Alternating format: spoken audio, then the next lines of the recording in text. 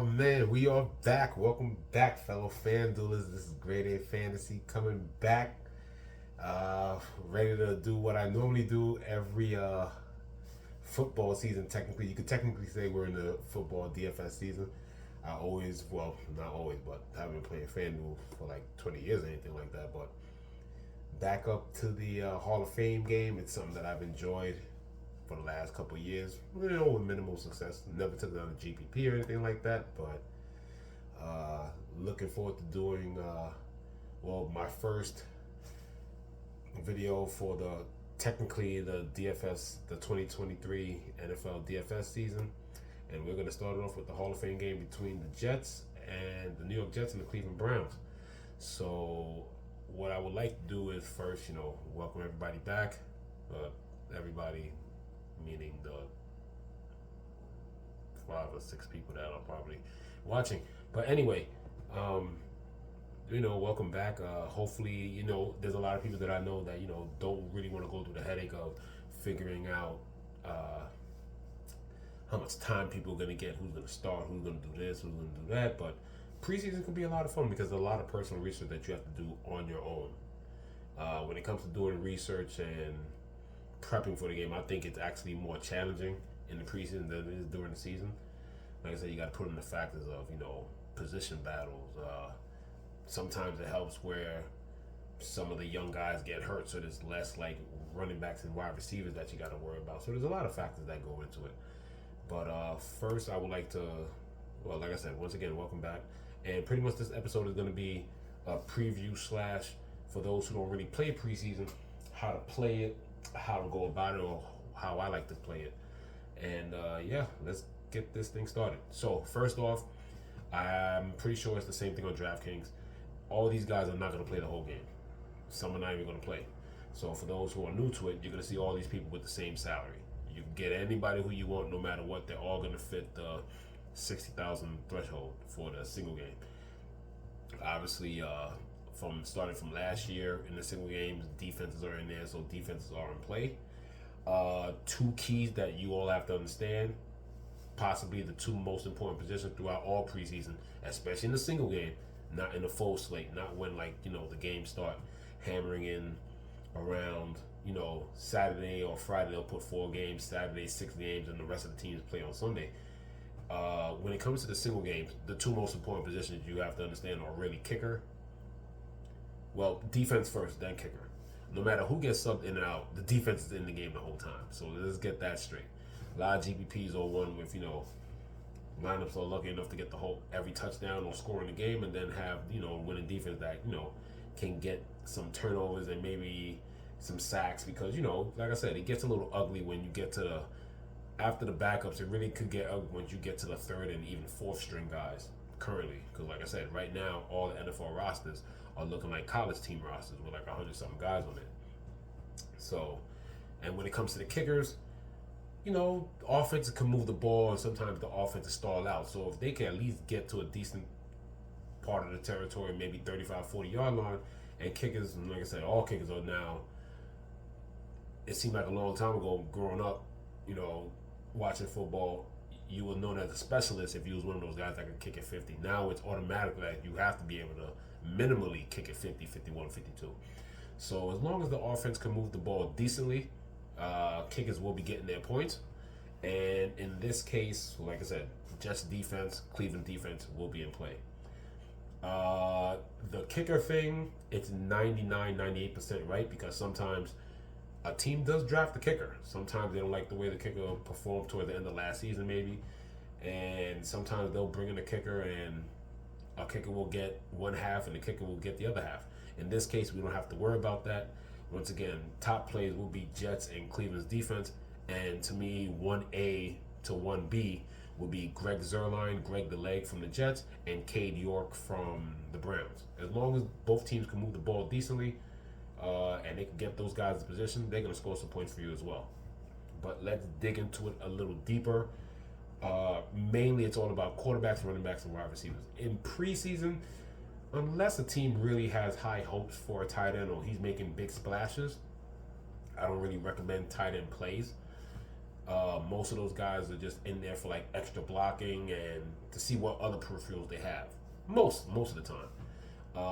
Tight ends really don't make up a single game. They're not really recommended, or even they're more like GPP plays. If they could get like the goal line look or the inside the 10 look and catch it out in the flat and maybe hit the pylon, then hey, more better for you. Especially if you get the guy get the quarterback that's throwing it to him.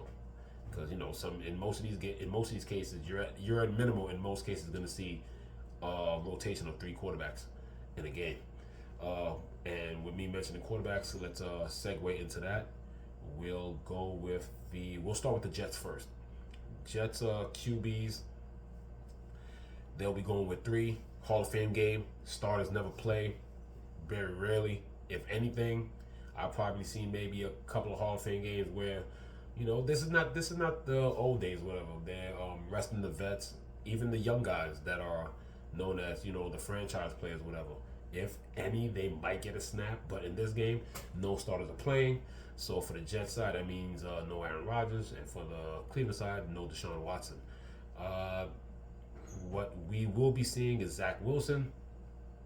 People can say what they want about Zach Wilson, but in the preseason setting, he is a former starter with some talent, so he is a viable play. Behind him will be Tim Boyle and Streveler. A lot of people like Streveler. He's being talked up a little bit because Streveler is the one with an okay arm, but then again, like I said, you have technically a 4th-string quarterback, most likely going against a 3rd-string, 4th-string defense. So things could happen here and there, but Streveler does have the rushing upside out of those 3 quarterbacks. So in most cases, how it is going to be with the Jets, it hasn't been particularly spoken, or I haven't found that news yet. Sometimes you can find that news, how they want to play. But with 3 quarterbacks in the preseason game, normally what you get is, in this case, when you got a franchise quarterback like Aaron Rodgers that's going to sit, Zach Wilson will most likely get at least a quarter and maybe a quarter and a half. After that, you'll get Tim Boyle. Tim Boyle will probably get the rest of the second and then the third. And then in most cases, that last quarterback always gets the 4th by himself. So is stacking important? To me, kinda. But you got to do it the right way. And what I mean by doing it the right way, in most cases, yes, they do mix starters with bench players, but in most cases, certain teams, certain groups mostly practice with certain groups. So what I mean is the starters will practice with the starters, then they'll mix in some of the young guys because you got to see how these guys perform. But in most cases, to prepare for the games, 2nd string was backups with backups, and then all the other new guys. So this is really one of those cases where I really wish I had a screen share. Slowly but surely. It's my 2nd year doing this, but if what I normally do is, and if you want to follow me right now as I talk, if you have a laptop handy, or as you're listening, put me on the side or whatever, and then get on your web browser. What I normally do is, and what everybody should normally do, is go on NFL.com. When you go on NFL.com, you search the teams. So open up the Jets, open up the Browns, go to the team option, and then click on both of the depth charts. So while I do this, if you want to follow through, you can go on ahead. So you see where it says 1st, 2nd, 3rd, and 4th, and sometimes even 5th. Like I said, the rosters are big right now. So in this case, like I said, I want to preview the game, but also maybe give some pointers. So in my case, in most cases, what you will see is the backups. So in this case, Zach Wilson, he's the backup quarterback. So what you would do is, I'm looking at the roster, and Garrett Wilson, not going to play. McCall Hardman, not going to play. Randall Cobb, definitely not going to play. He might not even see barely anything in the preseason. And then when it comes to the other side and the slots, Alan Lazard definitely not going to play. Corey Davis is not going to play. So that's when you start looking at the backups, and most likely Zach Wilson will probably start the game with 3 wide receiver sets with the up-and-coming, and he's made some strides in practice and some wonderful catches, Jason Brownlee is probably going to be starting with Zach Wilson. So normally when these guys play in groups, like I said, those first backups will normally practice with the first backups. So most likely, if you want to do that stack, especially with somebody like Zach Wilson that's going to start, in this situation, he'll get the most time because he's most likely going to get a quarter and maybe the first snap in the second, while they share everything else. And like I said, Streveler will most likely get the 4th by himself. But Zach Wilson is mostly poised to play most of this game. So the proper stack, if you want to stack it without worrying about running backs, you'll most definitely be looking at a Zach Wilson, Jason Brownlee stat, or you'll be looking at a Zach Wilson and maybe a Irvin Charles or Malik Taylor. Like these guys have to prove that they want to be on the team, because wide receiver is pretty much. I think you got a bunch of guys really fighting for one spot. You got Corey Davis, Alan Lazard, Garrett Wilson, McCall Hardman, and Randall Cobb. That's already 5 guys. You know Randall Cobb ain't going nowhere. I mean, that's Aaron Rodgers' boy. So carrying a 6th guy who could probably play special teams, they got to show a lot. Later down the line, though, once you get to Tim Boyle, you'll probably be looking at Xavier Gibson, once again Malik Taylor, and Jerome Cap, and Alex Erickson has shown some flashes in camp with some nice catches or whatever. So you really got to stack it by groups, because some of these guys probably won't play with Zach Wilson. They'll be on the bench waiting for Tim Boyle and Streveler.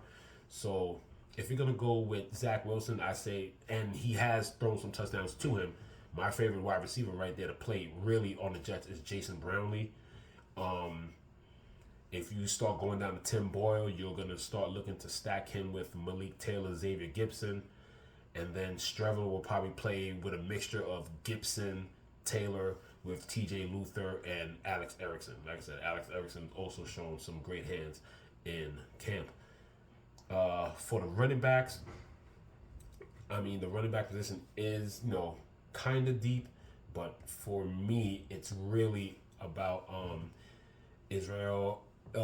Izzy Abakanda and Travis Dye, and then they got a whole mess of guys like right after those two. When it comes to running back, they got a bunch of guys they got off the street in late draft picks. But Demira Crockett, and then of course Breece Hall, but they're really gonna ease Breece Hall into the fold. So I really see Israel and Travis Dye getting a lot of snaps in this game. I really like the upside for some of these guys and the opportunity that they'll have.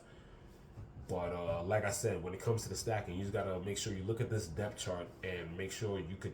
Because like I said, even though they're lined up with the second team in a 3 wide receiver set, Zach Wilson could easily have Brownlee, Charles, and a combination of either Malik Taylor or Xavier Gibson, who's listed there in the depth chart.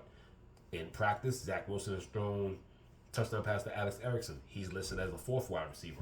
So those are guys who are deep down the depth chart. Those are guys that most likely probably won't see any time to the second half.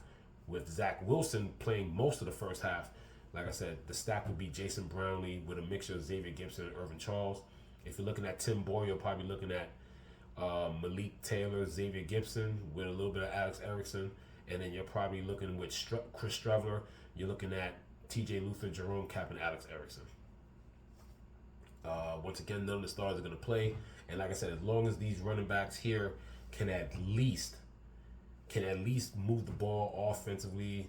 Like I said, Greg DeLeg, he's automatic from 50.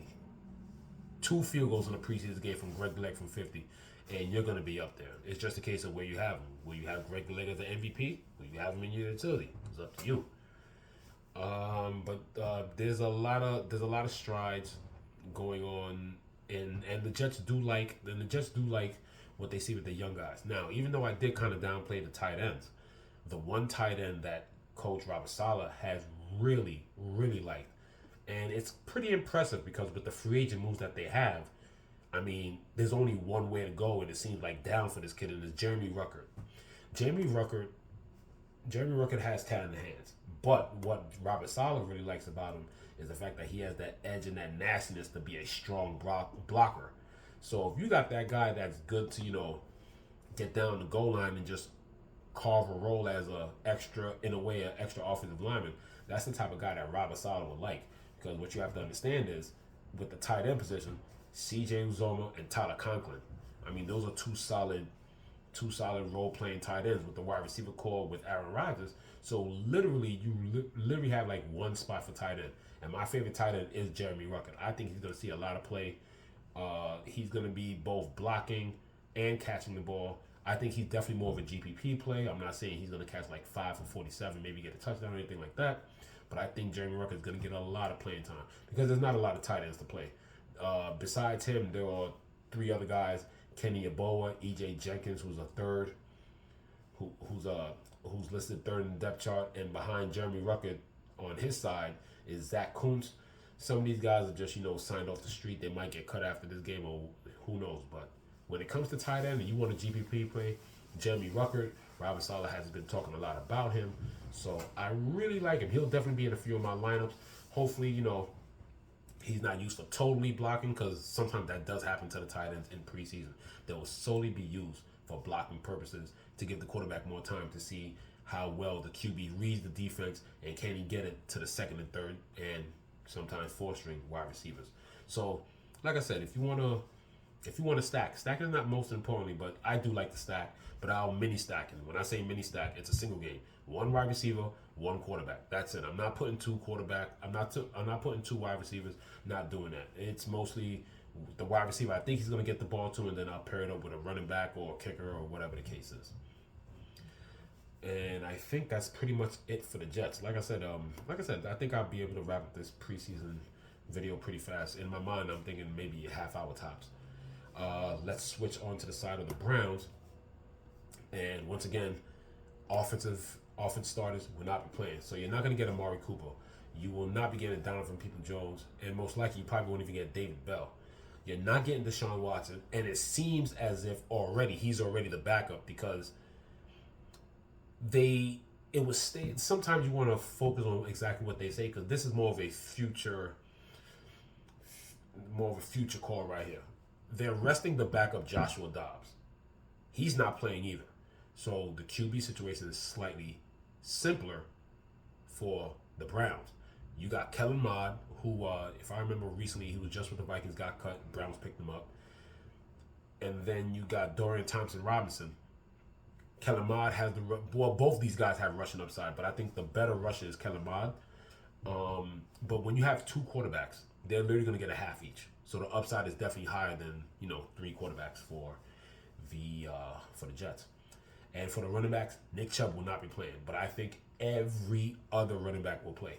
Now, last year's, I think it was a third round pick. He has been, since I started looking up, when camp was open, the current backup, and he's definitely going to get a lot of playing time, Jerome Ford. Jerome Ford has been lighting it up in training camp, and they're looking to see if he can really take the Kareem Hunt role. And when I say the Kareem Hunt role, not just the backup role of Nick Chubb, they got him running and catching.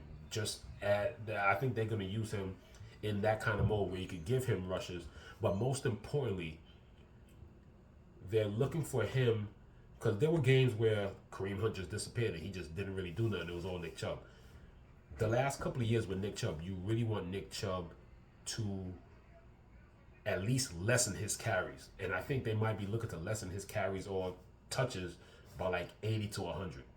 He didn't catch that many passes, but I think Nick Chubb had like over 340 carries or something like that last year. But it was very high. It was way over 300. He's up there with King Henry and all these other guys. But Jerome Ford has been making a lot of noise, and they're looking forward to playing him a lot. I honestly feel he's going to get at least a quarter and a half. He might even still see running a half. What kind of shocked me is they got to be big on Jerome Ford, because somebody like Demetric Felton Jr.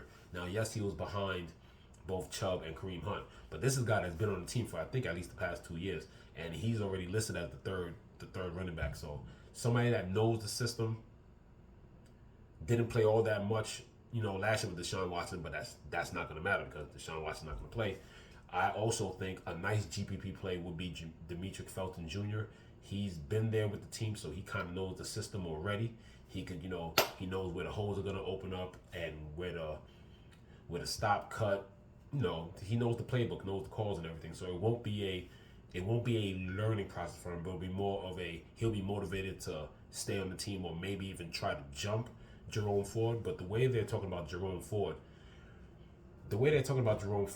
they got their eyes set on maybe a two-headed monster. Because sometimes last year it seemed like Chubb and Hunt, it was either one or the other. Maybe there was one game where both of them were really like fantasy competent, but the way they're talking about Jerome Ford, to spell Nick Chubb. I see Nick Chubb not playing too many third downs this year, and maybe Jerome Ford getting a lot of carries or getting at least a lot of swing passes or triangle cuts out the backfield into the flat or cutting under some zone coverage from some linebackers. Jerome Ford is the truth. I've literally spent I think the last 2-3 minutes talking about the kid, and he's really doing his thing.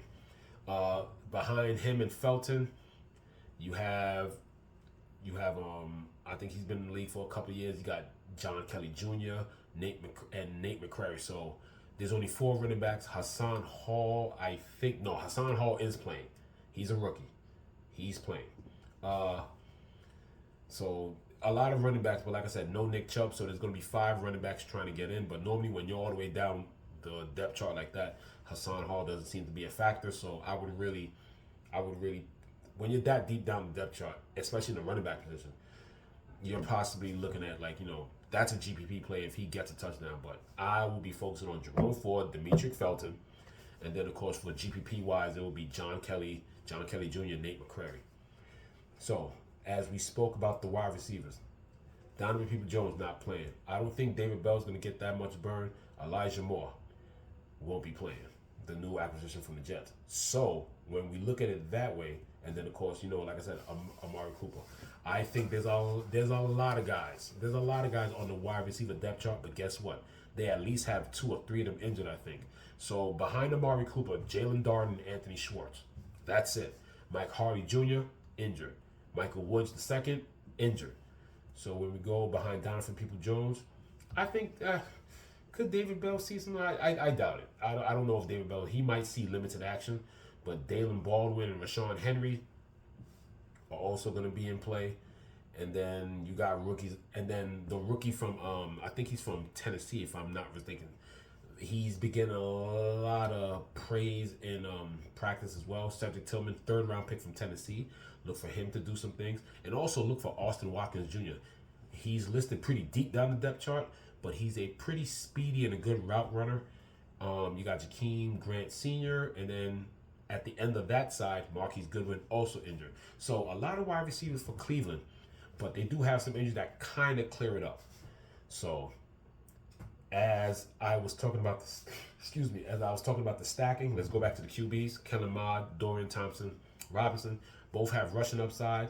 But if you're looking to stack wide receiver wise, since there's only 2 now there's 2 quarterbacks, so the broadness of what wide receivers that these guys will most likely be thrown to is a little bit bigger than what the Jets will be looking at. So if you're looking at Kellen Mond and you're looking to stack at least 1 wide receiver with him, your options will be a combination of Kellen Mond, and who knows, you could put Kellen Mond, because of the rushing upside, you could put Kellen Mond in the MVP spot. But when it comes to the wide receivers, you're going to be looking at Kellen Mond with a combination of Cedric Tillman, Jakeem Grant Sr., and then with a touch of maybe David Bell and Jalen Darden. Those are 4 wide receivers he'll most likely see. In the preseason, rarely anybody runs 4 wide receiver sets or 5 or even 5 out or whatever. That's very rare. In most cases, you're going to get that 3. And then, of course, like I said, some of those guys are out with injuries. So with Dorian Thompson-Robinson will be looking at my boy that I also like, once again, Austin Watkins Jr., and he'll also get a combination of Dalen Baldwin and Rashawn Henry, and then up top there with maybe a touch of Anthony Schwartz. So as you can see, 1 quarterback, but I'm naming a whole bunch of more names. But like I said, both of these guys are going to get a half. When there's only 2 quarterbacks playing, they're going to get a half. So when it comes to quarterback upside, I like the Browns. When it comes to the wide receiver upside, I'm favoring the Jets. When it comes to the running back upside, it's kind of a toss, but I am willing to see how well this kid runs. And it's a big role. Like, Kareem Hunt's a solid running back. He's a very good running back, capable of starting for any team in the NFL. So for you to, for them to know, okay, here's just this new kid. No, he's been known to take, when they say you're here to take the Kareem Hunt role, they have big hopes for you. So they're looking to see what you can do. So like I said, so it should be a cool game. Like I said, a lot of these games do end up ugly. 2 years ago, it was Pittsburgh and Dallas. Last year, Pittsburgh won that game, but I forgot the score. Last year's game was 27-11. Raiders got a couple of touchdowns.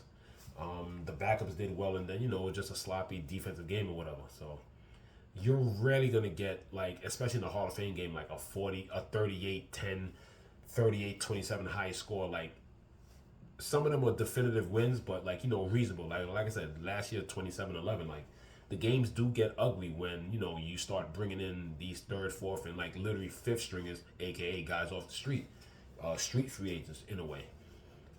Like I said, there's some guys from the AFL or some of those leagues that were played in the spring after the Super Bowl and everything that got called in that played well. They're trying to earn a spot, or at least if they don't make the main roster, they're trying to at least make a living and get on that practice squad. So a lot of guys are gonna have a lot of pride. A lot of guys are gonna have just the energy and the effort just to, make an appearance, get noticed. That's the main thing, and, just look good on tape. So, but that's the main thing there. So, like I said, I just, try to give you the basic on, how I look at stacking. I don't double stack, I never do.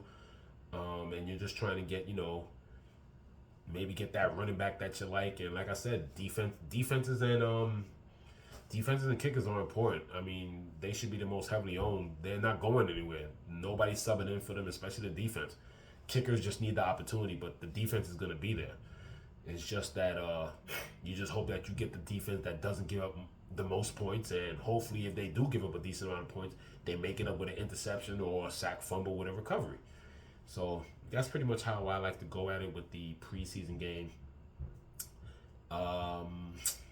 I think that's pretty much it, guys. I pretty much gave you the names, who to look out for. If you're interested in stacking, how to stack. Oh, I think I forgot this too. If I forgot to mention, I'm very sorry. When it comes to the Browns QBs, Kellen Mond is getting a start, and Robinson will be getting the second half, just in case if you wanted to know. And yeah, that's pretty much it. So basically, it's just about stacking, players to look out for, and just my process in the preseason game. So. As usual, DraftKings already dropped their salaries. So, if it's anything like last year, I think Fan Duel normally waits like another week and a half, and then they'll get their stuff out there.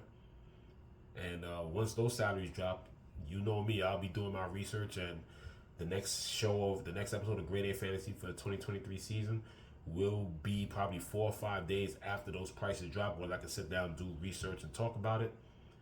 And yeah, man, that's pretty much it. I hope you guys play tomorrow on FanDuel. It's a nice 6,700 people, I think. I think I'm rounding up. I think it's 6,600 something.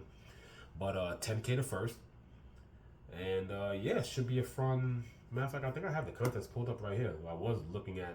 I mean, no need to look at salaries. Like I said, everybody's 12,000. So 6,613 people and 10K to first. So helps to do your own research, and most importantly, never helps to be a bit lucky either. But like I said, main importance, defenses and kickers, and then you just go on with what your strategy, what you feel comfortable from there. Are you going to throw a running back and do like a mini stack with a wide receiver quarterback? Then you got to figure out who you want as your MVP. Are you going to do the GPP style, and maybe you think one of these guys are going to sling it a little bit more, and maybe you get 2 touchdowns from both wide receivers, and you might be good to go. Because sometimes games start off fast with the quality of the backups, and then the game just stinks because you got all these third and fourth stringers that just, are just trying to make a play and just open the eyes of the coaches. That's the way sometimes preseason goes. Yeah, I think I covered all the basic bases. Not much to make this even I think I'm rounding up to 30 minutes. That's what I thought I was going to be too. I didn't think this video was going to be no more than 30. So, hope you guys liked the first episode of Grade A Fantasy. As for me in preseason, after the Hall of Fame game, I normally play the shorter slates. And I normally play one. I don't get too crazy with preseason. Too many teams to figure out rosters and playing time and all that other stuff. But normally I play the Friday slates, because the way they do it in preseason, it's normally like 4 games, then they bring it up, and then they bring it up some more or whatever by Saturday, Sunday. So normally I'll play either week 1 or week 2 after some roster changes on the Friday short slates, because those are normally the 4 gamers.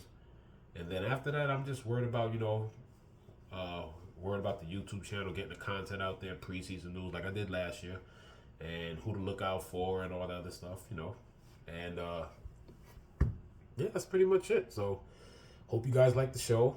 And like I said, I hope some of this info helps you want to play preseason. If you never played preseason before, maybe you learned something, or at least learned how I like to go at the lineup building process and everything, and what it's like to what you need to expect and what you should expect. Or I can't predict anything, but high probability advice is pretty much how I'll keep it as. But as this video winds down, I think I just hit the 30-minute mark, so I'm about on schedule. So if you play, good luck. If not, I'll probably see you in about 2 weeks, because like I said, once the prices are released, that's when I'll do my research, and maybe 4 or 5 days after those prices are released, I will be making my video. So yeah, other than that, guys, best of luck for those who play, and if not, I hope to see you for my video when the salaries drop. Fan Duel dropped theirs last weekend, so like I said, last year it took about a week and a half for them to drop. So I'm predicting maybe Fan Duel drops it like in the middle of next week. Could they do it this weekend? Maybe, but if it's like last year, I think it will be the middle of next week. You'll just randomly see the full slate up there along with the preseason slates. So preseason week 2, most likely. I don't expect them to really drop this weekend. I think after this and then everything else or whatever, after like the first slate of preseason games are done, it'll probably be up there. So probably see in about a week and a half, 2 weeks tops. And once again, good luck. This is Grade A Fantasy, signing off.